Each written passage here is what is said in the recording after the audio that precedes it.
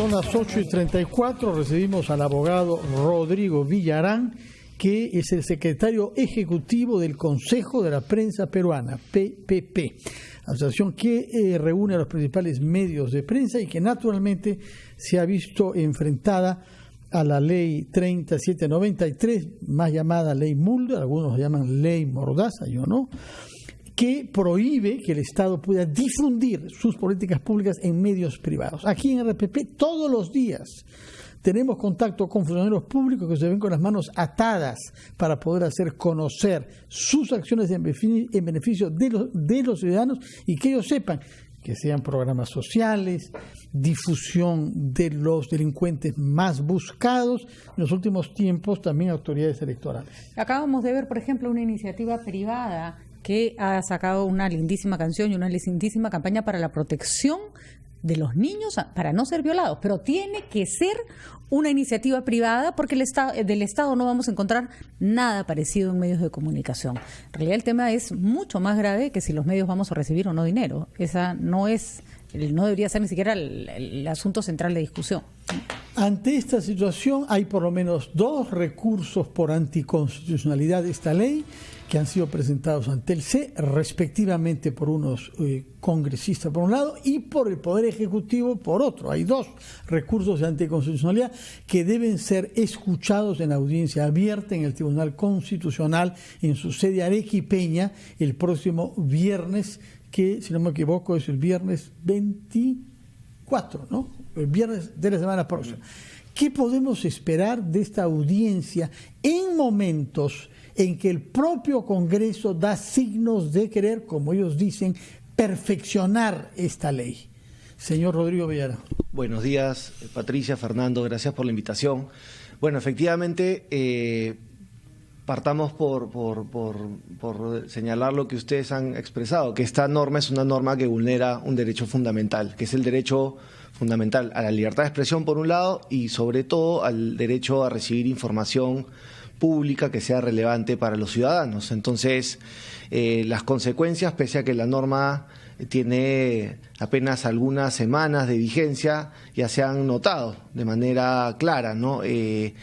Efectivamente, por mencionar algunos ejemplos, el Ministerio de Salud, la ministra de Salud, expresó su preocupación por la vigencia de esta ley porque no podían llevar a cabo las campañas de difusión que tenían programadas para justamente combatir los efectos del friaje y poder, digamos, implementar algunas acciones preventivas que permitan que la población se prepare para este fenómeno natural.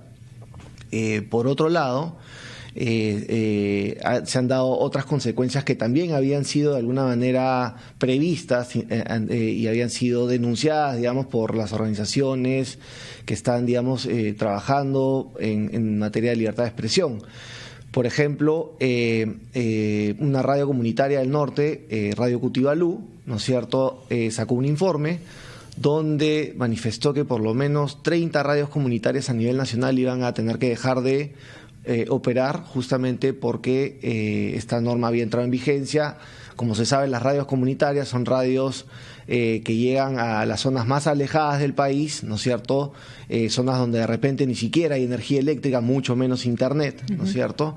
Y son el único medio de comunicación con el que cuentan poblaciones altamente vulnerables. Y hay que reconocer, porque alguien le podría decir, esas radios no tienen por qué ser subvencionadas por el Estado, no, sí deben ser subvencionadas por el dinero del Estado porque es la única manera de llegar a esa población, ¿no es cierto? Bueno, en realidad propiamente no es una subvención, no, digamos, pero tienes toda la razón en el sentido de que estas radios, por ser tan pequeñas y llegar a poblaciones tan pequeñas, ¿no es cierto?, no tienen acceso a la pauta publicitaria comercial, ¿no es cierto? Entonces dependen altamente de la publicidad del Estado. Y el Estado también las utiliza para poder llegar con campañas que son importantes para estas poblaciones. Por ejemplo, campañas sobre vacunación para la fiebre amarilla, que son en zonas muy particulares de la selva, ¿no es cierto? Hay zonas de la selva donde, por ejemplo, el índice de VIH, de contagio de VIH también es altísimo, pero son zonas muy acotadas. Así ¿no? es correcto. Entonces, es decir, ya se están manifestando, digamos, los perjuicios graves de esta norma, a pesar de que ha entrado en vigencia hace muy poco, ¿no es cierto? ¿Y qué pasaría, por ejemplo, en el caso del tema electoral, ¿quién puede anunciar y quién no puede anunciar? Porque, por poner un ejemplo, Contraloría ha sacado una campaña muy interesante que se llama Postula con la tuya, ¿no? Contraloría puede tener acceso a difundir esa campaña por medios de comunicación, o solo le corresponde a Jurado Nacional de Elecciones y OMPE, por ejemplo. Lo que pasa es que la norma contempla solamente dos excepciones. Una excepción es para temas electorales, ¿no es cierto? Como por ejemplo el que has mencionado. No, solamente educación electoral. Educación electoral, la ley es correcto. Dice en su artículo 4 quedan exceptuadas las campañas de educación electoral, no toda la campaña, solamente educación, por parte de los entes electorales. O sea, Contraloría no puede. Chao, ¿no? Así es. Y la segunda excepción es en caso de emergencias nacionales, ¿no es cierto? Ni siquiera... Por favor, ponte... Claro. Ahora sí. ¿Cómo no? Entonces, claro, son excepciones que incluso con el tema electoral están muy restringidas a supuestos que no contemplan, digamos, todas las necesidades de comunicación que tiene el gobierno en todos sus niveles, es decir, no solamente el Poder Ejecutivo, sino los gobiernos regionales, los gobiernos locales y las distintas entidades autónomas, ¿no es cierto? Entonces, hay mucha desorientación. Hemos escuchado, por ejemplo, a muchas personas llamando, preguntando sobre temas específicos, y el Estado tampoco está preparado para usar medios alternativos, no se ha preparado para eso, ¿no? Entonces, no estamos logrando lo que hubiera sido ideal en términos de lo que la ley quiere, que se usen los medios alternativos. Así es. ¿No? Efectivamente, la norma partía de una premisa errada, ¿no? Que es, digamos, que estas campañas masivas de difusión, que son el medio idóneo para llegar a la mayor cantidad de gente, sean suplidas por medios alternativos como las redes sociales. Las redes sociales del Estado, primero, que no llegan a toda la población, hay un alto porcentaje de la población que no tiene acceso a Internet, ¿no es cierto? Y por otro lado, los que tienen acceso a Internet, digamos, solo un porcentaje muy pequeño, apenas el 14% aproximadamente, utiliza las redes sociales para, digamos, informarse sobre las campañas del Estado, porque normalmente las utilizan para otros fines. Digamos que nadie debe ser amigo del Facebook de la OMPE, pues. Exacto. ¿No? Y tampoco debes tener entre tus seguidores del Twitter, no sé, al Ministerio del Interior, ¿no? Es correcto. Y eso es raro, pues eso nos interesa a los periodistas, no al ciudadano común y corriente. Así ¿no? es, y eso se puede evidenciar de manera muy fácil. Si uno accede a las cuentas de Facebook, por ejemplo, del Ministerio de Salud, y ve el número de seguidores que tiene, o el número de likes que tiene uno de sus videos, ¿no es cierto?, se da cuenta que está llegando a una población mínima, ¿no es cierto? Entonces, no es un medio idóneo. Entonces, esto se advirtió en su momento, pero fue ignorado, ¿no es cierto?, y bueno, se plasmó en una ley. Entonces, frente a este escenario, hay, digamos, dos supuestos, que son las acciones de garantía, ¿no es cierto? Podría ser una acción de amparo o una acción de inconstitucionalidad. En este caso se ha presentado una acción de inconstitucionalidad, que es una acción que solamente pueden activar determinadas, digamos, entidades, como por ejemplo la Presidencia de la República, un grupo de congresistas, entre otros supuestos, el Defensor del Pueblo, ¿no? Justamente esto es lo que se va a ver ahora en el Tribunal Constitucional la próxima semana. Hay dos procesos que se han iniciado, uno por un grupo de congresistas que presentó una acción de inconstitucionalidad y otro presentado por el propio Ejecutivo.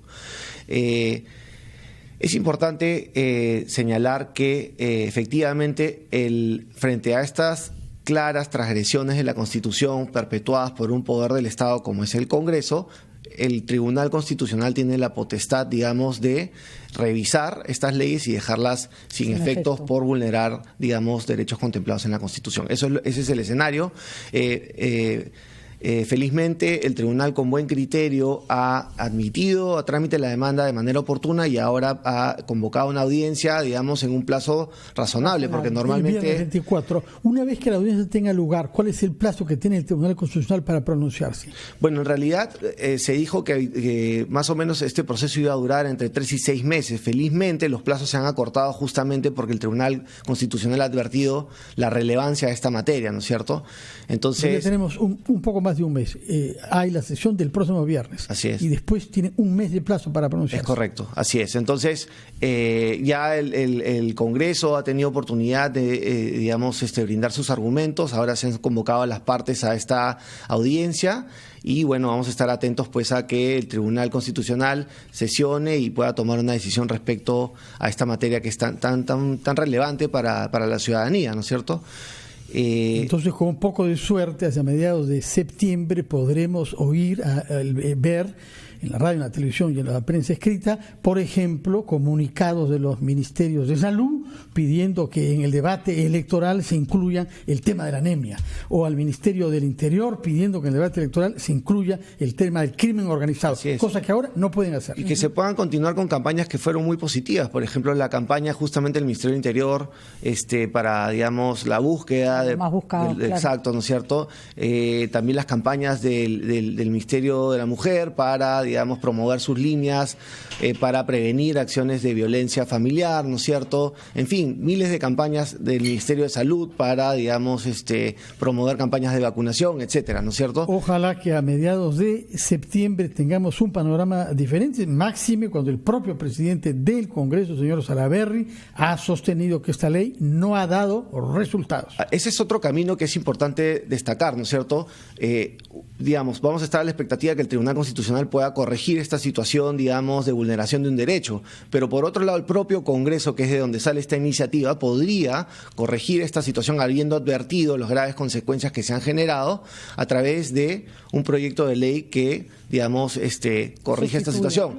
Actualmente hay dos proyectos de ley. Hay un proyecto planteado por el congresista Cheput que plantea la derogación de la norma aprobada, y por otro lado un proyecto de ley presentado por la congresista Mercedes Arauz, que, digamos, busca regular de una manera un poco más razonable la materia, porque como nosotros hemos señalado desde un inicio, no estamos en contra de la regulación, pero acá estamos en un escenario distinto, donde se prohíbe expresamente una herramienta de comunicación fundamental para el Estado. Considerando prevaricación a los funcionarios que no respeten esta norma. Así es correcto. Es penal. Sí. Muchísimas gracias, Rodrigo Villarán, abogado y secretario ejecutivo del Consejo de la Prensa Peruana. Muy buenos días. Gracias. Y tomaremos contacto con usted en Arequipa. Esperamos el próximo viernes 24.